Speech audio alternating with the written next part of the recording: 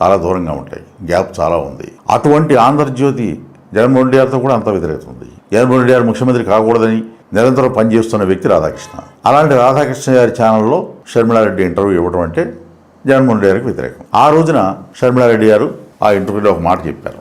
జగన్మోహన్ రెడ్డి గారితో విభేదాలు ఉన్న విషయం ఆవిడ బయట పెట్టారు. ఆ విధంగా రాధాకృష్ణ గారితో పరిచయాలు పెరిగినాయి. తరచుగా షర్మిలారెడ్డి గారి తరఫున సతీష్, కొండలరావు అనే వ్యక్తులు రాధాకృష్ణ గారిని కలిసి ఆయన చెప్పేటువంటి సలహాలని షర్మిల గారికి అందజేసి జగన్మోహన్ రెడ్డి గారి మీద విమర్శలు చేసే విధంగా, తరచుగా ఆ విమర్శలు బయటకు వచ్చే విధంగా వాళ్ళు చేసేవాళ్ళు. చంద్రబాబు నాయుడు గారు కూడా ఏదైనా చేయించదలుచుకుంటే షర్మిల ద్వారా రాధాకృష్ణకి చెప్పడం, అది ఎగ్జిక్యూషన్ చేయించడం జరిగేది.